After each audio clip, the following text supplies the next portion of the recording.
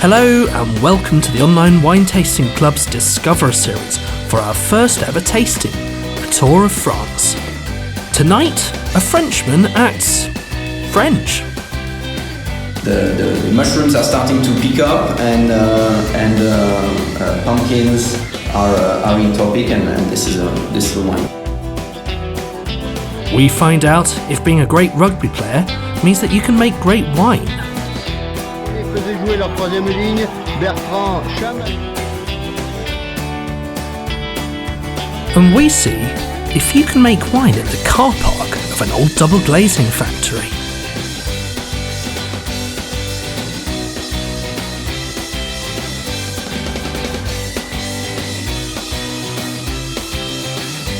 It's time to have a drink or five along with the Online Wine Tasting Club. Good evening and a very, very warm welcome indeed to the Discover series of the Online Wine Tasting Club. I am Alex, I'm a winemaker, and this is Jamie. Who does other wine things. He talks himself down. He's a sommelier, a judge at the wine competitions around the world, all sorts of fun things. But we are going to have a great evening tonight talking about our nearest neighbour and the ones who we seem to be having all sorts of arguments with these days, but we shouldn't because it turns out they have really quite good wine. They do indeed. But just before we start, very quickly, this is day one of us, so as long as everyone can hear us properly in the chat, if you can't, give us a shout because our producer Caroline is over there and could do all magical things with that. And you might not be able to hear me because Alex's shirt is so loud. Oz Clark would be pretty proud of this one, I've got to be honest. But anyway, we should talk about real things, which are wine. So when we, I think when we say winemaking and wine in general, France is one of the first countries that spring to mind.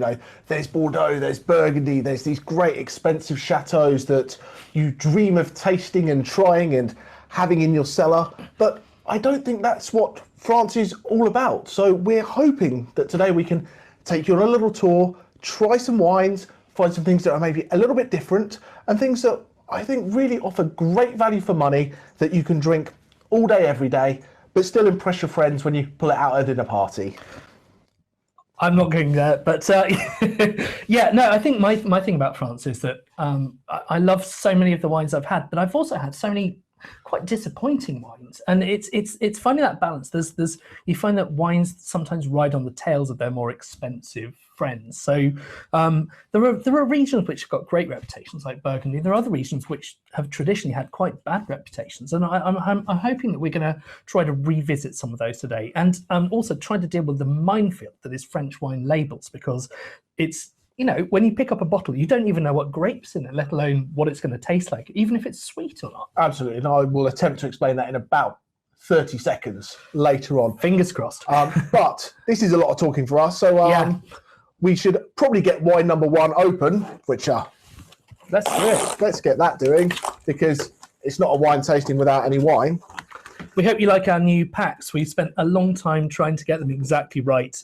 Turns out when you're doing something for the first time in the world, there's quite a steep learning curve to that. So, but the advantages are, definitely there, because we've worked out that it's about 10 times less carbon emissions than what we used to do, which is shipping tiny glass bottles around the world. And I think that's enough boring talk. That's worth fighting for. Let's have some wine.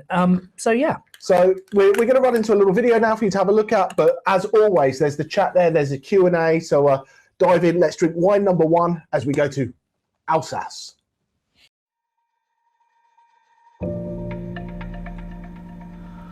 When we think of France, many people think straight away of the holiday regions of the Côte d'Azur.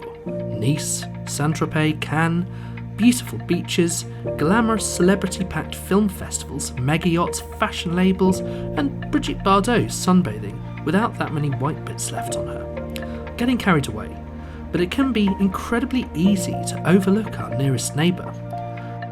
The range of landscapes is simply staggering.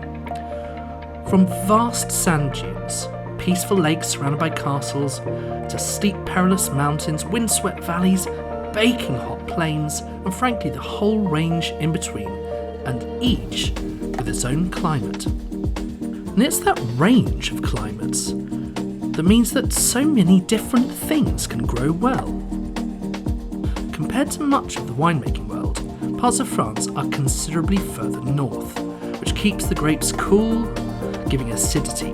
And acidity is what makes your mouth water and keeps wines tasting fresh and crisp, so they go so well with food, which the French, it turns out, know a thing or two about.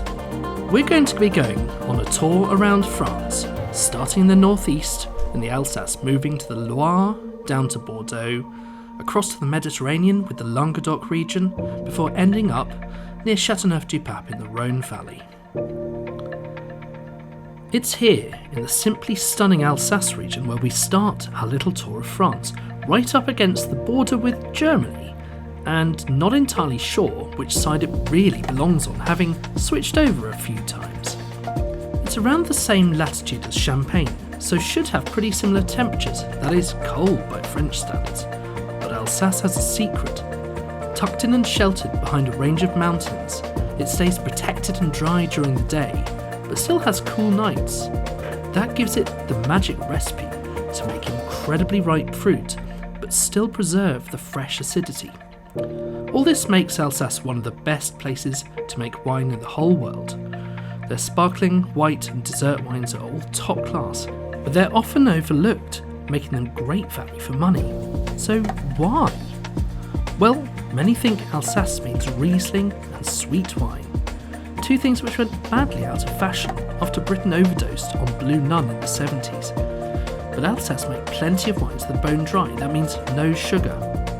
We thought we'd give one of their signature wines a try, and we're starting at Hugel, a family winery that started 381 years ago in 1639.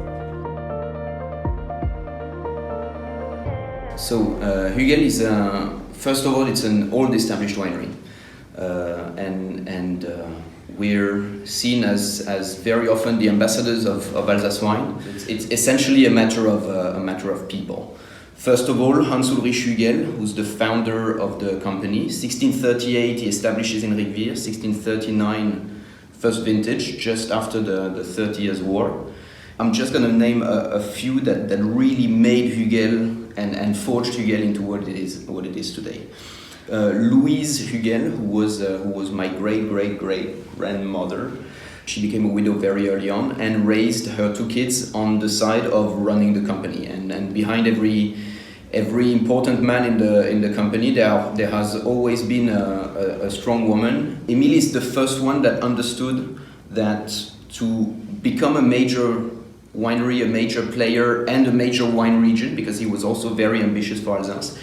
So he really lobbied very, very strongly to all of the producers around him to make sure that, well, they would at least try. You know, he's when people asked him, am I going to make more money selling Gewürztraminer, selling Riesling, which are selling Pinot Gris, which are today the famous grapes of the region? He simply answered, probably.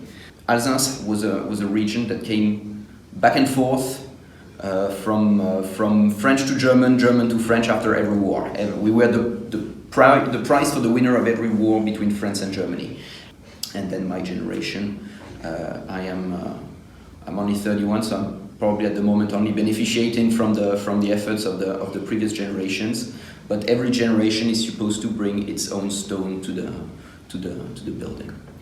This being said, let's talk a little bit about wines. I have two wines in front of me, a Pinot Gris and a Gewürztraminer. These are with Riesling, these are the two grapes that are the most iconic for the region.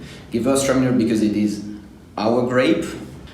It is a fantastic food wine, which people tend to forget about. It's not just a fantastic aperitif wine. It is definitely a food wine, and we definitely produce it as a food wine. If you've never tried a Gewürztraminer with anything spicy or exotic, you've been missing out on. I mean, where have you been? And then Pinot Gris, classic Pinot Gris, which is the bold flavors and the bold character of the grape. Pinot Gris is always a fleshy. It's quite Burgundian it's a Burgundian grape first of all, but it's even quite Burgundian in the profile that we're looking for. So we're looking for flesh. We're looking for opulence. It is definitely quite a full-bodied wine. The season, we're in autumn, the season is absolutely perfect for it. It's a very autumn-driven wine to me, where we're starting to see a few of the chestnuts coming. The mushrooms are starting to pick up, and pumpkins are in topic, and this is a wine that definitely works very, very well with autumn kind of food. Last word. We're a trusted winery, so we're happy that first of all people trust us, and we try not to betray them. So when you're opening a bottle of Hugel, you're generally getting something quite true to the place, and an expression of Alsace that we're trying to maximize in our 750 centiliters bottle. Thank you very much.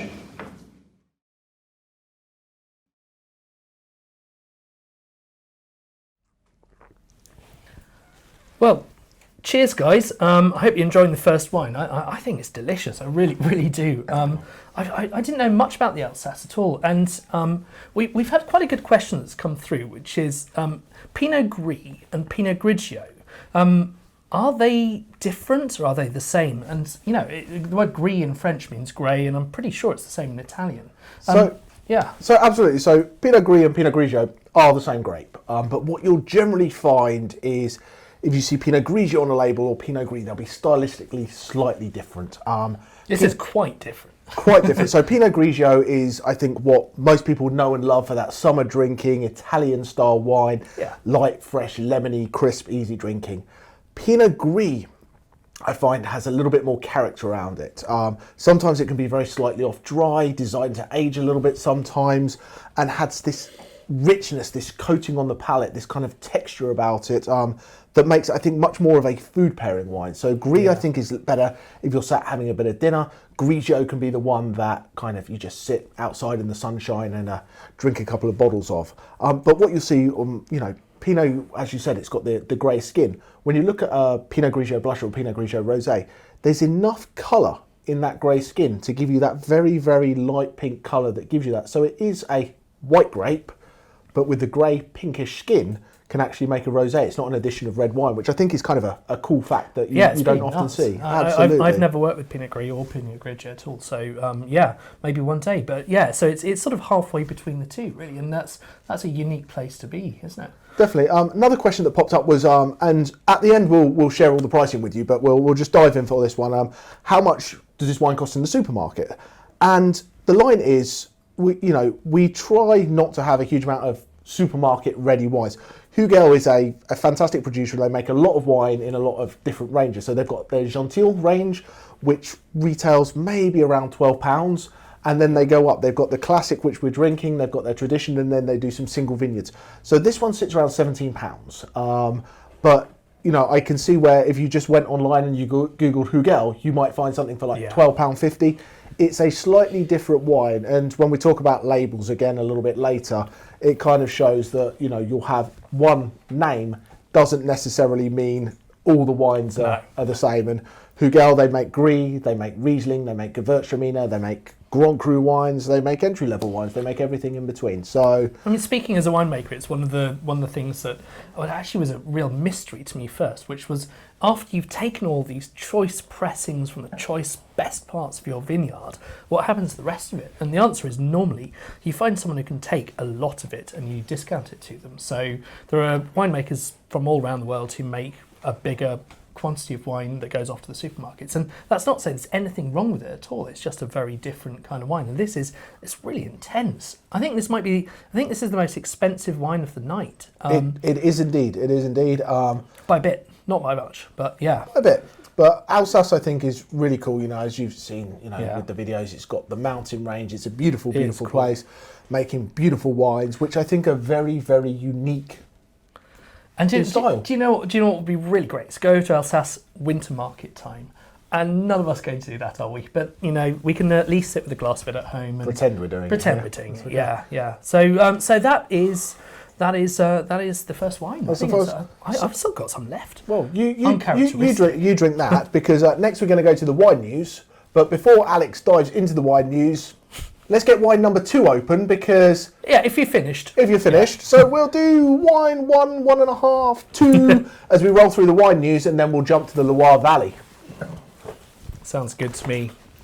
So, in the wine news this week, we thought we'd just try to catch up with a few things that have been going on around the world. And the first place we're starting is somewhere that's quite dear to both Jamie and myself, which is the Napa Valley in California. And I've been there, God knows how many times now, and I love it to bits. I just wish it wasn't getting so expensive. And this year, it's been hit by some atrocious fires. There's been one called the Glass Fire, which has... It's destroyed wineries. Decimated is a word that's overused, but it's completely right in this case. I mean, if your tourist sign has a tanker, an airline tanker dropping water right behind it with the entire mountain on fire, you know something's gone badly wrong. But thank you, mate. It's very sad because a lot of people who've got their entire livelihoods have been just wiped away, and you can say the insurance will pay out, they'll regrow, but it's not like that with wine. If your vines are gone, it takes 3-4 years, absolute bare minimum, to recover. And to be honest, it's not just that. It's the cellars. It's the wines from the 1980s, 1990s that have been destroyed. That's a piece of history. You can't just remake that. That doesn't exist anymore. And it's horrendous. And there's a lot of wineries it's affected. And I don't want to name names because I don't want to say one's more important than the other, because there's some great wineries out there. But also you'll see, these wineries being destroyed, and there'll be names that people might recognise. But there's a lot of vineyard sites it's growers who make grapes for these wineries that you might never have heard of, but it's going to change the dynamic of how these wineries make. And anything that was still on the vine, yes, we had an early harvest this year, so there's some fun stuff.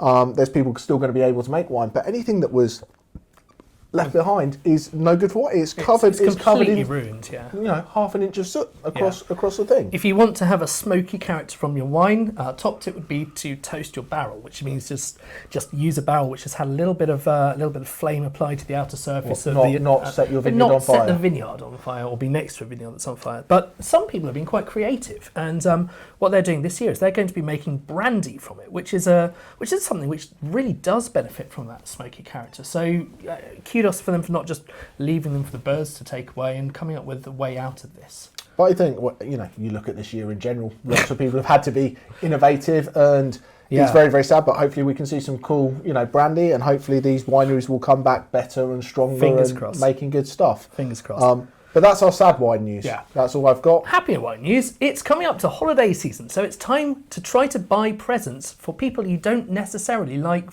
very much. Like when you get the marketing team in your Secret Santa at work and you have to buy something for them. Definitely the marketing team. It had to be for me. Caroline is staring at me. Or the production team. Or the production team. Or the winemaker. Or the winemaker, definitely the winemaker. But we've got the Prosecco for you. Yeah, we do. We do indeed. Branding is everything. Branding is everything.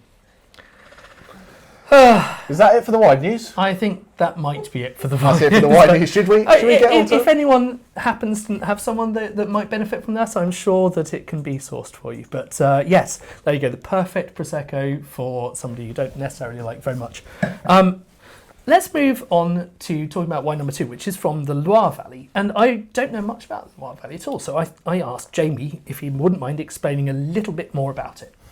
So, the Loire, and if we've got everything right, we're going to have fun little maps again. For those who have missed us, we've got maps and arrows and fun things like that, so we're back to there. But the Loire Valley is a really, really interesting region. It grows whites, it grows reds, it does sweet, it does still, it does sparkling, it does dry, it does every style of wine there is. And it runs all the way from the Atlantic Ocean, by Nantes, where they make Muscadet, which people have probably heard of, and we go all the way through to Sancerre at the other end. That's quite a different wine. And then that river, goes all the way down, south, almost to the Rhone Valley. So the Loire Valley wine growing region is only about half the length of the Loire River, about 200 miles. But in the middle, which is where we're hanging out, they make some fun stuff. And Chenin Blanc is the grape of the middle Loire.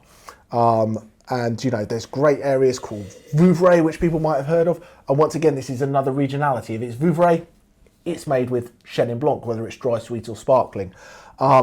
And this is a beautiful, beautiful wine from Domaine de la Forge. In French wine growing reality, they're brand new. They're a mere 5 generations old. They're basically a startup. Basically a startup. It's basically like us at the yeah. winery here. But they have plots all over. This is their, and I don't like the term entry level wine, but this is their kind of. They use wine from all over the area and make this beautiful, beautiful Chenin. They have wines in Sauvigniers as well, which, if you want a weird wine tasting note, wet wool and damp rock is Sauvigniers. And you can ask any weird somm in the world, if you pick up a glass and you smell wet wool, you're going to go, that's Loire Valley Chenin Blanc. Good God. But Chenin's a great grape. I think a lot of people might know it from South Africa. I know from South Africa. Known as Steen over there. It's plate loads of fruit. It's just massive. It's like having a fruit salad in your wine glass. This is a little bit different. But South Africa, a little teeny bit warmer, so you get a little bit more ripeness in your fruit. Loire Valley, a little bit cooler, so you get more of that mineral-driven wine. This is still about as far north, almost as the Alsace region. So it really, but without that shelter of the mountains. It really is. So it's cool. You've got the river, so you still get that little bit of ripeness because you get the reflection from the water. Gotcha. So you get double photosynthesis basically, which enables there you you to get that go. ripeness. Discover Series double photosynthesis. Am I not allowed to say that? That's absolutely fine. Too geeky.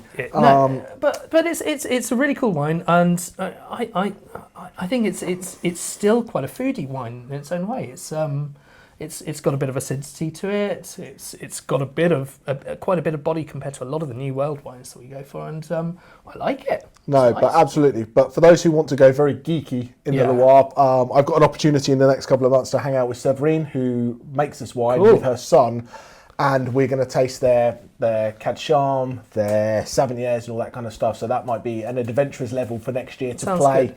white wines of the Loire Valley. So, this is a delicious Chenin. I think so. I hope you guys agree. Any questions, any comments, pop them in. We're going to do another one before we come back to the Q&A. But it's now our turn to ask you some questions because, we like to do these things, and this is for a ticket. We're giving away a ticket to the next tasting for free. If you've got it, if you're already a member, you can give it to a friend. So So Jamie's got a question. He likes to come up with pretty obtuse questions from time to time. So I'm trying to do things because we used to do questions with, how many Grand Cru vineyards are there and how long is this river. But we've realised out there's a lot of good Googlers. Yeah. A lot of good Googlers. So, last month we talked a little bit about drunken sheep, didn't we? We did. This month we're going to talk about Old English money and the export wine market. So, for those of you who have read ahead, you might see we're doing a little Côte de Rhone later on, and I had the pleasure of talking with Mr. Florent, which we'll see a little bit of later. But he was telling me about they first started exporting wine to England in 1927 was when they first kind of had records of it, and he showed me the document of how much they sold this first barrel for, and we had a little laugh and a joke that his current importer said, "Oh, can you make the same price for us today?" And we had a little joke about inflation and the cost of Côte de Rhone. But the question is, how many shillings did that barrel cost? So pop your answers in the chat. Caroline is going to run through and do it. We will give you... And she'll do all of the conversion between pounds, shillings, and ounces, and if whatever. If you want to put it in lira, lira is good. Pounds, shillings, pence, whatever you like. Now. I think that's a wise plan. No, but shillings is what we're looking shillings, for. Just a nice number of shillings. Not adjusted for inflation, no silly questions, just what's the number on that? Pop your answer into the chat, and the first person who gets the right answer, or the person who gets closest. Someone's close. Someone's close. It's somewhere between 0 and 2 million. We'll come back to that at the end. At the end. You've got until the end of the next wine to get your answers in. Does that sound good? Sounds good. Sounds good. I hope you guys are enjoying this wine. The next wine is a bit different. So we are going to go down, like we said on the map, to Bordeaux. And Bordeaux, it's an area where I've had really mixed results. The few times that I've been down, I've had either exceptionally good wines which always cost a lot of money, and some, ones which will cost still a lot of money that have just gone, I'm not sure about this. And then the person who's selling it to you says, but wait, you only have to wait 30 years and this will be delicious.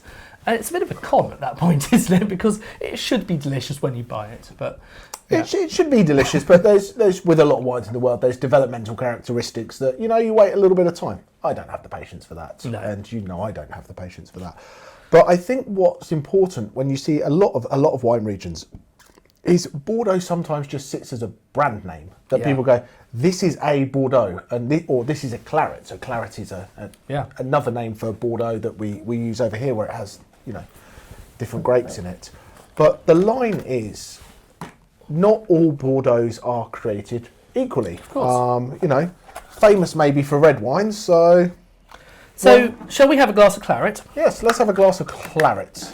Okay, since For we're those still drinking. Well, seeing we're talking about shillings, we can go back Indeed, to we claret. can go back to can't we? claret, indeed. That's the way to go. So I hope you're enjoying your new packages and the wine is coming out okay. We are going to have a glass of... Bordeaux. It's white. That's a white wine, Jamie.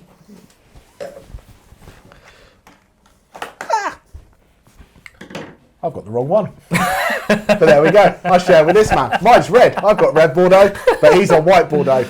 I'll be back after this video. Let's watch a video. Bordeaux, a UNESCO World Heritage Site defined by its rivers and the nearby ocean. It went from virtually nothing to quite astonishing wealth in a short period of time, and all because of wine, and its reds are famous across the entire world. More than perhaps anywhere else, it's defined by its history. In 1855, Napoleon himself decided to classify Bordeaux into 5 quality levels known as growths.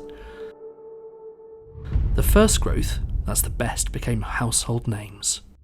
Château Lafite, Château Latour, Château Haut-Brion and Château Margaux. The grapes that are allowed are Cabernet Sauvignon, Merlot, Cabernet Franc, Malbec and Petit Verdot, but it's the first 2 which are most synonymous with Bordeaux. On the left bank, that's south and west of the River Gironde, it's famous for Cabernet Sauvignon dominant blends like Saint-Julien, and the right bank is for Merlot dominant blends like Saint-Emilion. Astonishingly, that 1855 classification stood the test of time. More than 100 years later, only Chateau Mouton Rothschild has been elevated into this elite group. These chateaux are defined by their place in history. They have lavish castles, some of the best, most modern wineries around, phenomenal wines, incredible investments, uber exclusive, and thousands of pounds for a bottle of wine. But really?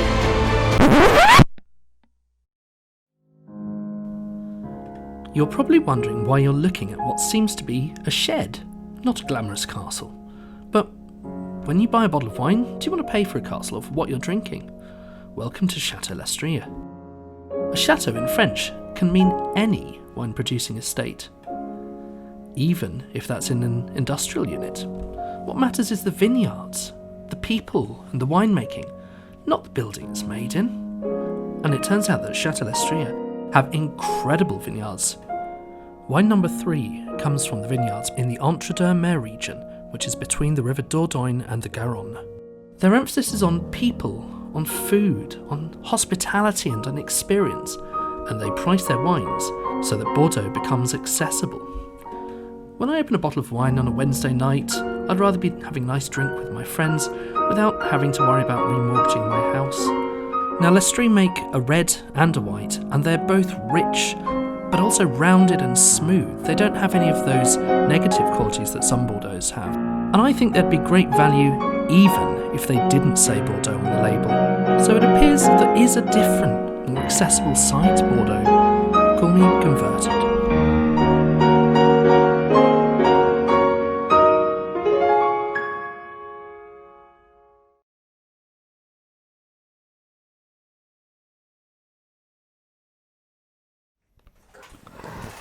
So we are back in the studio and we're here with this Chateau Lestrille. Mine's white now. He's actually somehow got a white wine Amazing how that happens. Magic. It's because I'm next to a winemaker. He makes these things happen. So we've had a bit of feedback about some people who didn't like it, and one person who described it as something like Corsten's jockstrap, which I'm not sure I understand, but perhaps it's not a positive thing. I'm guessing later. So and I think this is interesting because we do a lot of wine tasting. Everyone goes, this wine's great, this wine's great, this wine's great, this wine's great, and that is fantastic because we want to send wines out that people absolutely love. But I also think sometimes if you get a glass of wine in this tasting that you're not in love with, it can be a good thing, and that sounds very strange, very strange. But the line is, if you now go, I don't like Chenin from the Loire Valley, when you walk into a restaurant, you're not going to order one. If you've got a choice, South Africa or Loire, go for South Africa. Or not Chenin at all. So that's why we try to divide a little bit. Like wines that have got character inherently divide. Something like a Barolo from Italy, just incredibly tannic, incredibly strong, and it's not for everyone. It's really not for everyone. A lot of people would be much happier with a much more smooth, rounded sort of wine. So, but if you're that person that you love it, you love it. So that's what the point of a wine tasting is, to get to try lots of different things and see what you like. Absolutely, absolutely. There's a question popped in about the Hugel, which is still sat here, whether it's 100%. It is 100% Pinot Gris, nothing else in there, no messing around. It's exactly what it is. It's got a bit of Grauburgunder in it as well. No. And some Pinot Grigio. Oh, my word. Shut up. Winemaking geek. Wine geek, and his synonyms. But yeah, so we're drinking a little white Bordeaux, which, once again, Bordeaux, famous for reds, but makes some great whites. This has got Sauvignon, this has got a little bit of Semillon, a little bit of Muscadel in there. And that's the same grapes that you find in Sauternes, that dessert wine, which is also from Bordeaux. Which is pretty good. But it once again shows that different regions can make lots of different styles, and Bordeaux doesn't necessarily mean what you think Bordeaux means. I think when making the video for this, one of the things that hit me was the shot of Chateau Margaux's winery, which is incredibly high tech and has this inspiration of the trees growing into the roof and everything. Vast stainless steel vats, really cool high tech stainless steel vats. But the Lestrille, it was just row after row of expensive barrels, and those barrels cost about €1,000 each for the sort of entry level, up to about €2,000. So what you saw in there was probably worth about the same as a London house. It's incredible. Just look at that expense, and they do that because they're taking all the different bits of the vineyards and they're treating them separately, and they're doing them in small containers, which is like a chef having a lot of different ingredients to work with to blend and create their meal. And that is a really, really cool winemaking technique. It's not low effort. You have to really care to do that. Absolutely, and everything gets vinified separately, so they've got all these batches and then they taste everything and then bring it back together to make what they feel is the best blend. And then they sell it to us for £12.50ish, which is, I think, incredible. I think you look at that sort of level of winemaking in America, you'd probably be looking at sort of 40, 50 quid. And you've got red Bordeaux that are £1,250, so you just move the decimal place a couple and you're good to go. Happy days. Yeah. So that is Bordeaux. I think it's great. And their red as well is absolutely worth checking out. Their Bordeaux red, really, really accessible. Just like I said, it's rich and pleasant and doesn't have that really in your face sort of stick to your tongue. Very drinkable. It's very drinkable. Yeah. And fruity, like a New World wine, in fact. So I think this is the time where Jamie has to try to make head or tail of what a wine label looks like. And it's very easy when you pick up something from Argentina. It says Malbec, Argentina, 14.5% alcohol, and it's from Mendoza, and this is what it is. And there's a nice picture on the front. And that's why you pick it, because you know the grape, you know what it tastes like. It's a cool thing. Absolutely. New World labelling makes life very easy because it's all there, laid out for you. Sometimes the old world is a little more difficult, and we'll have another video up on our website doing it in a little bit more detail for those of you who want to kind of get into the deeper meaningful of wine labels. Our good friend Mr. Chris Rackham, our other sommelier, has taken care of that for us. But I thought I would abridge it and attempt to do French wine labelling in, 45 seconds? I'm going to time him. You're going to time me? I'm going to time him. Great. It's all good. Okay, so, wine labels. Ready? Let us know. Steady. Ready? Cook. Go. Okay, so we're in Burgundy, just to be one region that we haven't done.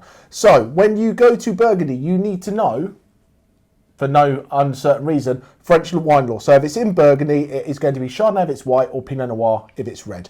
On the label, Domaine d'Elite, that's the person that made it. Macon Village is the sub-region, so that's a region within Burgundy that's only allowed to grow Chardonnay, so you know it has to be Chardonnay. Then you've got a little thing here, Valvins, which means old vines. So it means you're going to have older wine, so more intensity in flavour, so you're going to have a richer style. And you've got 75 CL, which is how much is in there, and you've got the alcohol percentage there. Mise en la propriété. Time! That means it was made there, on site. The end. The end. That's pretty good, pretty good. And there's an awful lot of little villages and sub-regions to learn, but when you can dig into them, you can dig into them more. I think what the thing is that you need to look at, which makes it difficult in old world wines, is you need to know what regions grow what. You know, we have a lot of people that I hear go, oh, I don't like Chardonnay, but I love Chablis. But Chablis is made with Chardonnay. Yeah. But, you know, generally Chardonnay people think the richer Sauvignon, Sancerre, Sauvignon. Rhone, sort of northern Rhone is your Syrahs and things like that. You're getting ahead of your game. We'll talk about that in a moment. Okay, we'll talk about that in a moment. Well, so the next thing is that we're going to have two wines. So if you have two glasses that you could possibly have together, you might want to go and get those now. Because I'll go and get those now. Oh, yeah, that's it. Do you know what? How about that? You can get the stuff. It's all right, don't worry. It's not going to the toilet. So, Caroline, who is our ever helpful, wonderful Diploma of Wine holding producer, she has set us a challenge. She said that red French wines are too expensive. What can you possibly do for £15? And she set the two of us against each other. So Jamie has got to go and pick one, and I've got to go and pick another, and this is one for you guys to decide. You'll have a vote at the end of this, and you decide whether the professional sommelier beats the guy who spent most of his life designing mobile phones. So there's that. But Has it been picking on me while I've been gone? Picking on you. This is why I don't get to go anywhere. I'm upset now. Anyway. But yeah, so wines 4 and 5, by all means, crack those open, and Jamie's going to explain to you what he has picked briefly. What I picked briefly, I picked Côte de Rhone because it's the best blended red wine for all the money in France. More brief than that? Less brief than that. That's fine. No, I mean, Jamie thinks that.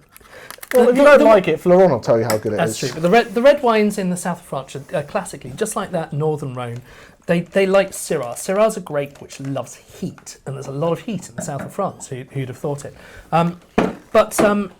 The classic blend of Châteauneuf-du-Pape is Grenache, Syrah, and Mourvèdre.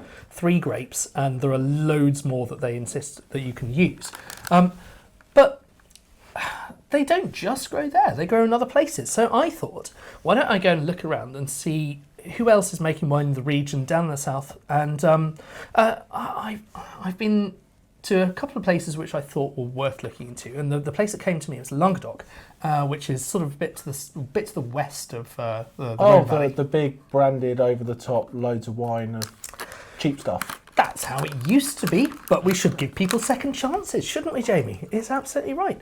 So, yeah, pour out wines number 4 and 5, and let's go and watch a video. I've told you that I think the Languedoc is great value, but I didn't mention what makes it one of my favourite places in France. I've been here many times. The area has an incredibly ancient history. There are some impossibly well-preserved medieval villages and towns like Carcassonne. This is where the last members of the Cathar religion built forts high up in the hills during their final battle to exist. Needless to say, they lost at the hands of the Catholics, but they put up a damn good fight.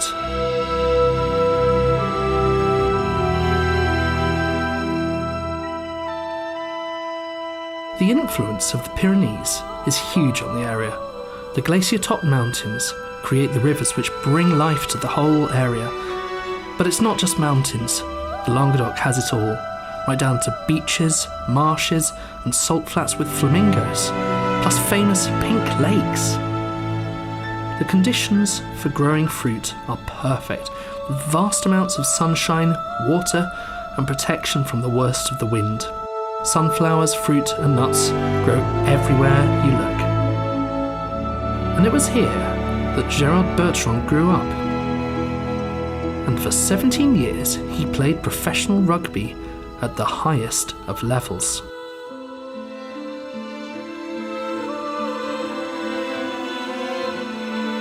Unlike so many professional sports players, he stuck with his home club, RC Narbonne, until the year before he retired, finishing up his career as the captain of the Stade Français team.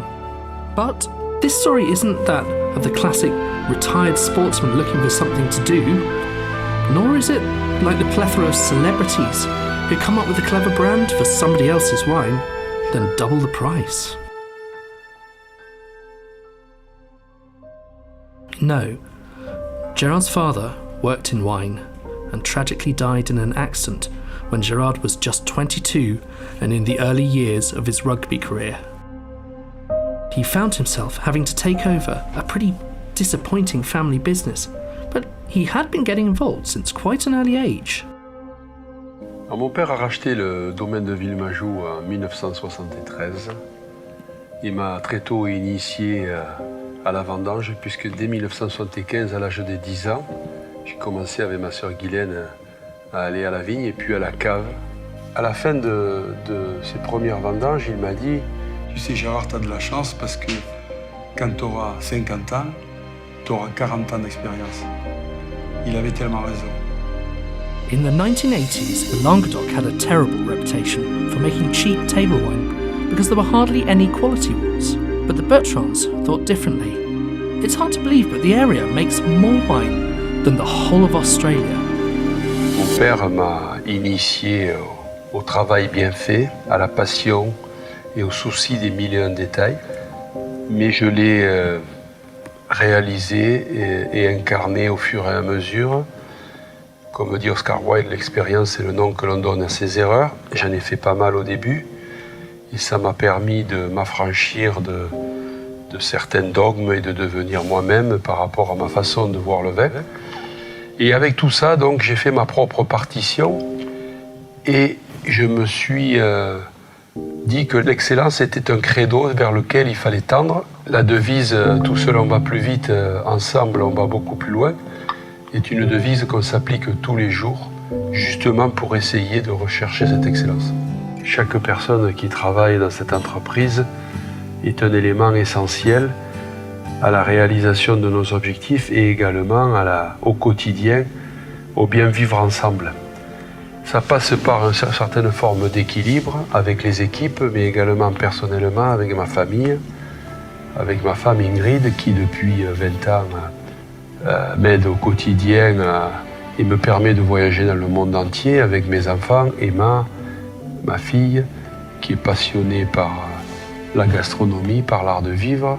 Mon fils Mathias, qui a l'esprit de compétition et qui a cette volonté de toujours mieux faire chevillé au corps.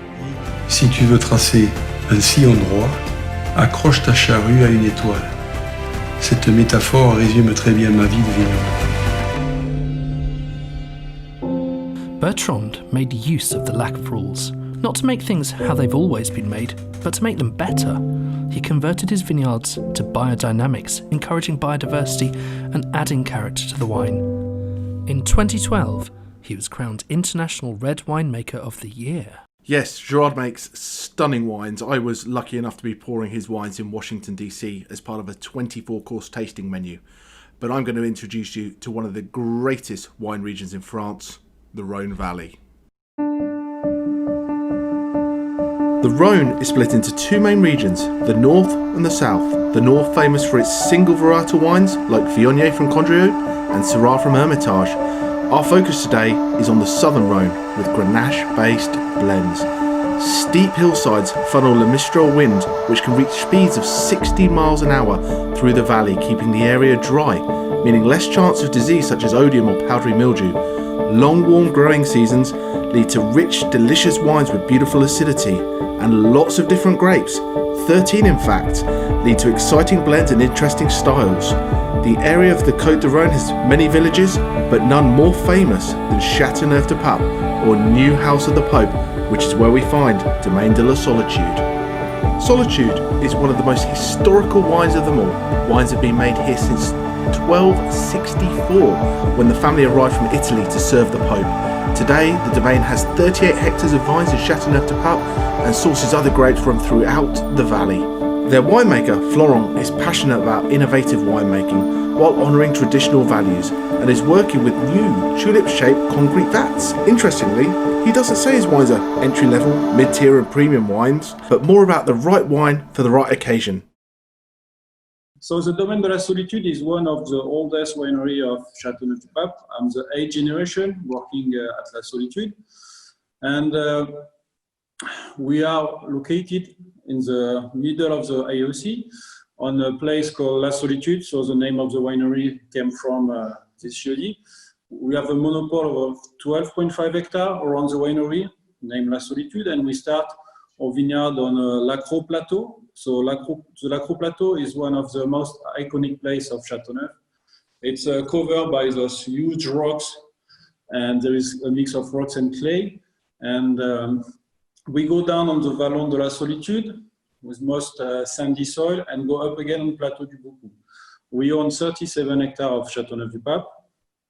Our farming practice, it's organic. We are organic certified since this year.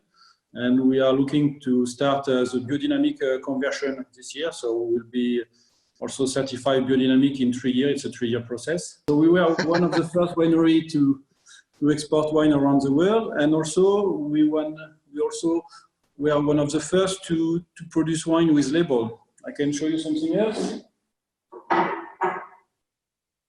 If you look at that, we did a wine, and that's the actual reprint of this label, made around 1750. Oh, wow. If you look to all the label we have, so that's a white Châteauneuf-du-Pape, you can see the 3 bees, and don't say fly, you will upset me. The 3 bees, that's the coat of arms of my family, the family Barberini. And you have a kind of synopsis of the history. You can see the 2 hats of the 2 Cardinal Barberini, and the big hat in the middle is the tiara of the Pope Urban VIII, who was the Pope of the family. So we had to move from Italy to France, early 17th century, because Urban VIII was a Pope, and as many popes at that time, he was accused of nepotism. And he put many members of the family at nice position, and he abused a little bit of his power. So to decrease the influence of the family, when he dies, a new Pope asked us to 2 solutions. At that time, it was more simple: kill all of us, or send us away. He chose a nice one. So we were sending as ambassador around Europe. To me, it's a fantastic introduction to the Rhone Valley, because inside this wine, you will find all you need to understand about the Rhone Valley. So it's a blend of Grenache, of course, Mourvèdre and Syrah. There is no aging in barrel at all, because I want to keep the fruit fresh and lively. And what you will find, it's some spiciness, it's ripe, it's spicy. The tannins are big, but at the same time, they are supple, they are velveteen. So it's a ripe wine, obviously it's from the south, but because of the blend of the different variety and the fact there is no aging in oak, you have something really enjoyable in the youngness with a 4 or 5 year aging potential. It's not something you have to store in your cellar for 2 decades. There's no sense to do that. And to me, it's the perfect wine for a good friend. I mean, it's a simple wine. At the same time, you will please the people who don't know about wine and the people who know about wine. Because the people who don't know a lot about wine, they will love this accessible tannins, this richness. And at the same time, the people who know about wine say, oh, in fact, it's not that simple. There is a layer of complexity. There is some spiciness from the Syrah. The tannins are very velveteen, but you have a good length. So it's a really good introduction to the Rhone Valley and to the wine we produce. And for example, this wine is a huge success. By the glass in gastropub in UK, I can say, you want a glass of red wine, people are happy to taste this wine, to try this wine. Mm.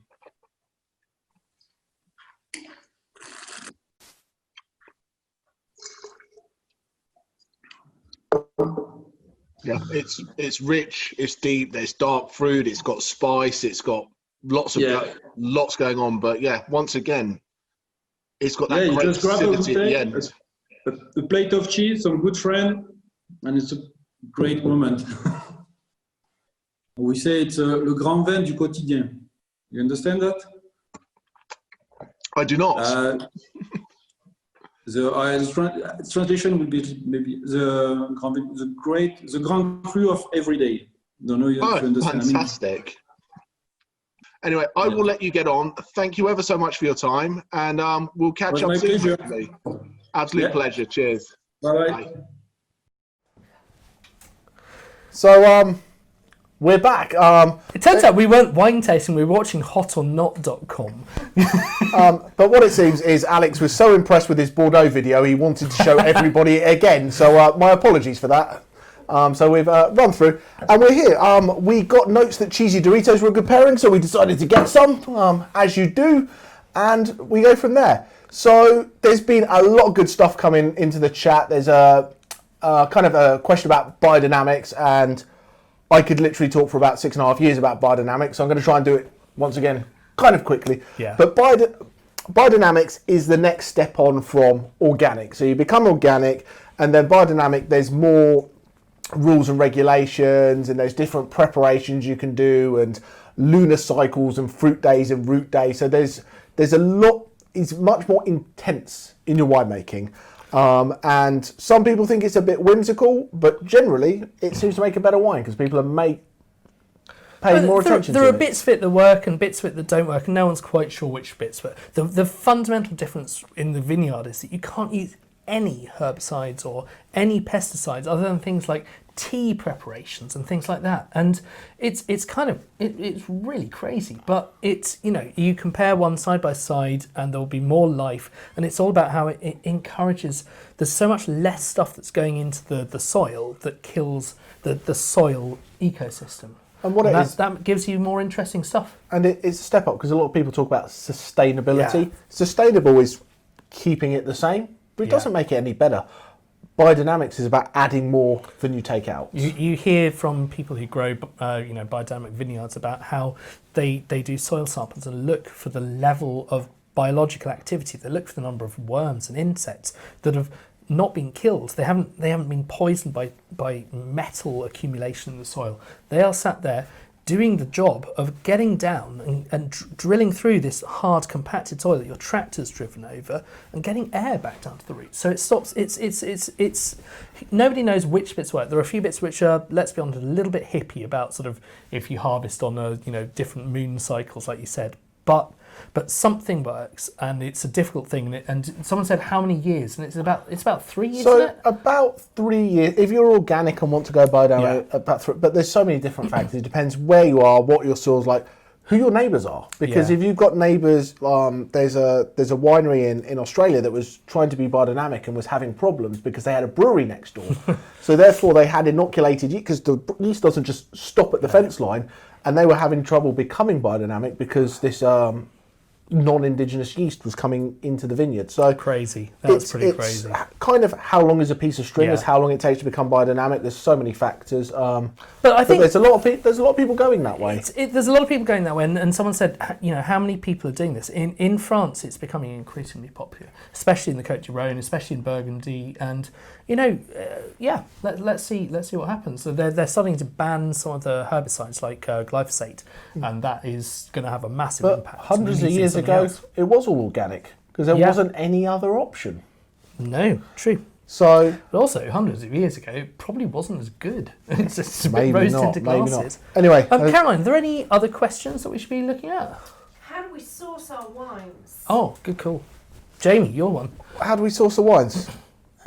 whatever I can drink the most of. No, so it's really, we want to source good wines that are interesting, that offer good, what we feel offer good value for money. For the online That's wine, not to say what you can find for £6 on offer in the supermarket. What I would like to have is, if this wine is £10, for example, and I sold it to you for £15, would you still be happy if that was £15? The wines that kind of punch a bit above their weight, not necessarily cheap, but hey, you could have a £20 wine that tastes like a £30 wine, and those are the kind of wines. It's one of those crazy things. I know actually Naked Wine's been really good about telling you this, but on that £6 bottle of wine, after you've taken away the VAT and then the duty, how much is actually left for the wine? There's very little. So if you go from £6 to £10, £12, you're not getting a twice as good wine. You're getting sort of a 10 times as expensive wine part of the wine, and just giving less proportionally to the government. Yeah, but absolutely. But hugely for Online Wine Tasting Club is we're trying to work with wineries who will give us the support, who will give us the time to talk to us so they can talk to you, because the story of wine is as important. Yes, what's in the glass has to be great, but the story of where it comes from and who makes it, I think, is what makes these Wednesdays and Saturday nights, that we get the feeling that we can be in the vineyard with the people and see what they're doing. And when you buy a bottle of it, when you buy a bottle of that wine, you take it to a dinner party, there's something to talk about other than when it was on offer, and say, this was made by a guy who played professional rugby for 17 years, or this was made by a 13-generation family. Yes, absolutely, so, the better one. On that note, perhaps we should take this moment to say, shall we launch the poll so that you can make your judgment on which one you prefer? And we're also going to ask you which is your favourite wine of the night and whether you've had a good time so far. So which one you prefer, or who you like better? There'll be a poll appearing on your screen. Tap it in whenever you want to. More questions. More questions. Loads more questions. Excellent. Loads more. What do we got? Apart from I've got a tree in my hair. Lots of questions around vegan wines. Okay. What makes a wine vegan or not vegan? There's no bacon in it. Is it easier to produce non-vegan wines? And is it more natural or organic to produce? Okay, so vegan wines we can go into very quickly. Once again, with the winemaking techniques, it's some stuff that we cover a little bit more in our adventurers level when we do a little bit more deep dive into the winemaking. So if you want a real deep and meaningful, jump onto one of them and we can go in. But vegan wine comes with the process. So when you make a wine, or, well, Alex makes a wine, I don't make a wine. Hey, you were out there in the car park making one the other day. Exactly. But you get lots of bits in there. You've got yeast, you've got grape skins, you've got all this. And you would end up with this cloudy wine. So what we do is we fine it and filter it, which is basically taking all the bits out of it to give you a nice clear wine. Yeah. And there's different things that you can use to do that. And there's a fish protein you can use, or egg whites, which are two things that make the wine not vegan. So the actual end product is just still grapes, but the process isn't vegan. It's, because it uses animal products. There's also now bentonite clay, which a lot more people are using because it runs through the wine, it's cheaper to do, and it ends up being vegan. So it's really neither here nor there re-costing. But if you can get away with not doing these things, you do, because it's. But a lot of it is traditional. Yeah. You see more non-vegan wines in the old world because they've always done those things those way, and the new world wines are using newer techniques. But you don't. The important thing says, if you've got a wine that is non-vegan, it's not that you're eating those things. If you stick in a little bit of egg protein, it sinks to the bottom, and then you filter it out. It's gone.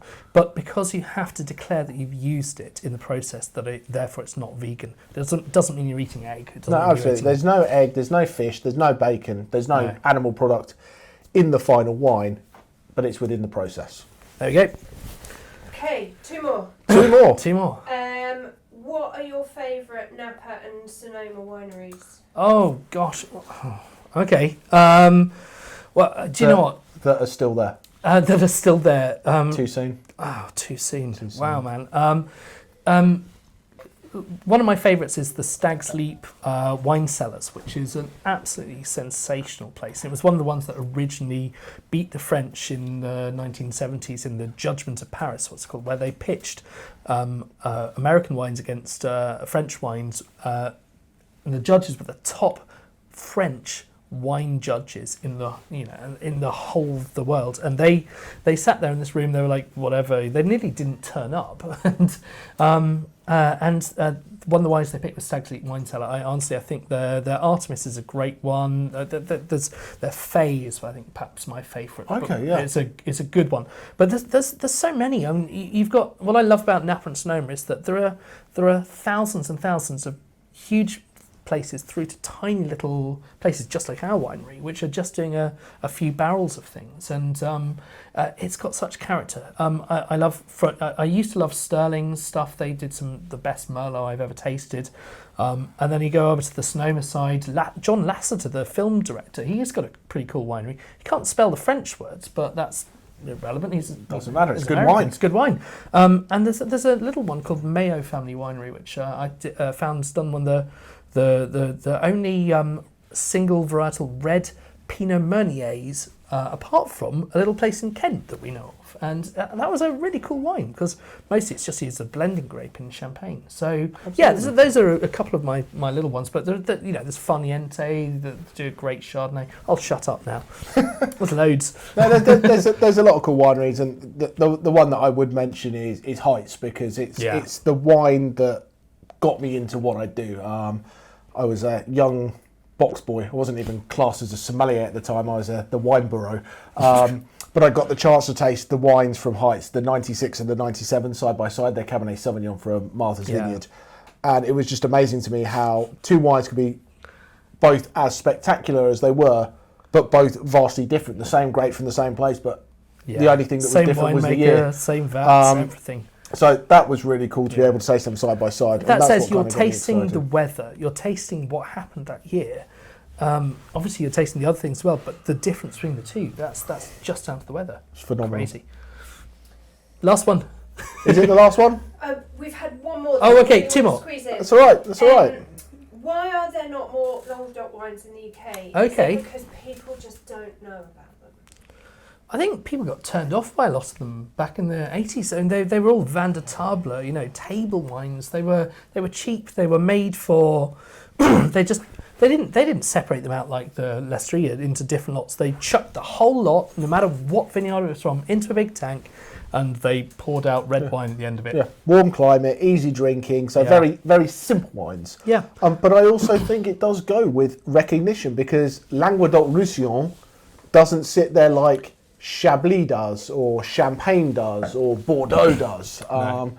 So I don't think it's quite got that gravitas. But you're seeing, you've got Pic de Pinot, which is down that part of the world, which is making great strides into, you're seeing it on a lot of wine lists now by the glass, and people have that. And if you're looking for a sparkling, go for something like a Crémant de Limoux. Limoux is the sort of western side of the Languedoc, and they make an absolutely brilliant especially their sparkling rosés. Wine. Yeah, Rosé Limoux is delicious. Stuff. Yeah. They offer good value for money, really good value for money, but don't tell too many people, because the minute you say something offers good value for money and everybody dives in, suddenly it doesn't. So there's some top tips for you, wine top tips. That's it. So, Fantastic. Well, I think it might be time to put us out of our misery while Caroline tots up the scores. And sorry, what was it? We should announce the winner of the competition. Yeah, the winner of the competition. Yeah. The winner of the competition. So, did you know how many shillings it was? I had absolutely no. And I didn't know how many threepences or halfpennies that was. Or ounces. Or ounces, or pounds, or furlongs. Yeah. But for the final furlong, see what I did there.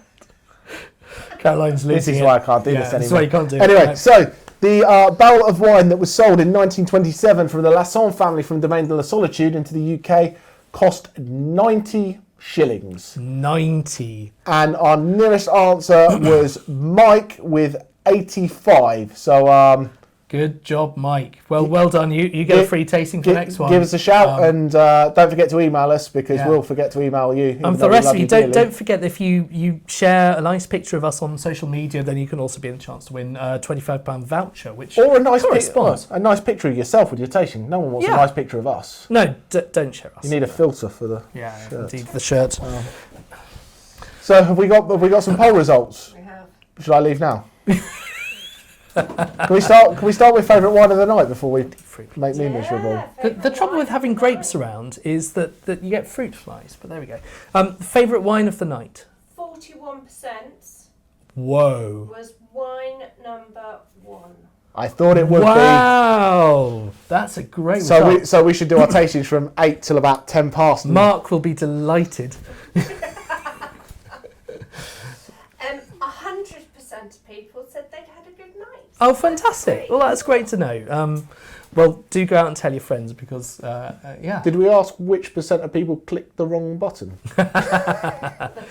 Oh, come on. Okay. Who's the winner in the £15 wine challenge? And remember, there are bonus points for people who go slightly cheaper than the other one as well.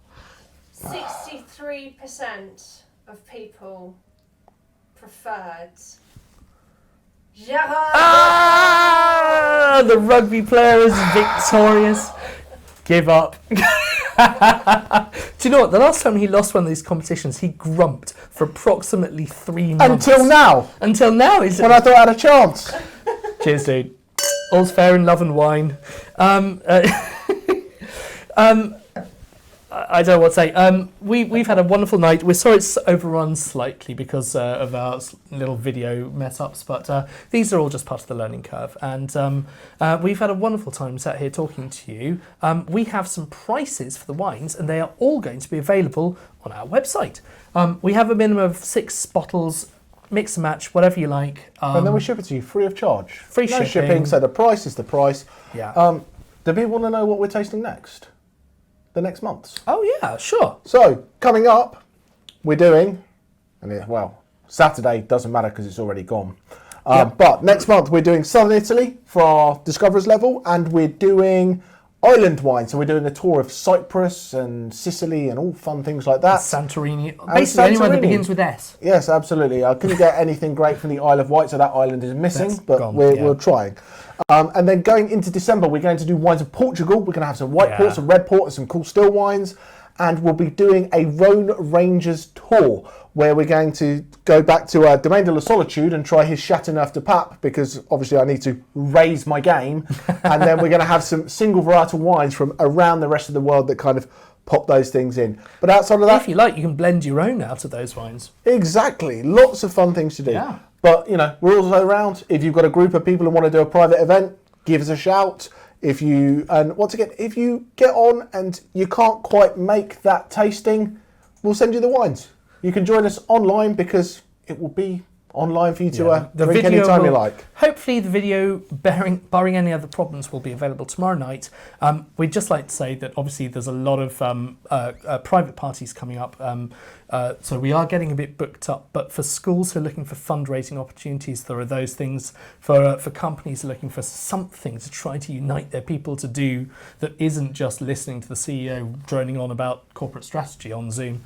Yeah, come and have some wine. We can drink wine. And that's the way to deal with it. So get in touch. Before we disappear today, we should probably announce that here at Tring Winery, we've actually started making some wine. So yeah, we went to the, just nice and locally, did a little hand harvesting, a little crushing, destemming. In the car park. In the car park. But we probably don't need to say too much more about that though. But thank you very much. Huge thanks. Have a wonderful night. And hope to see you again soon. Roll credits.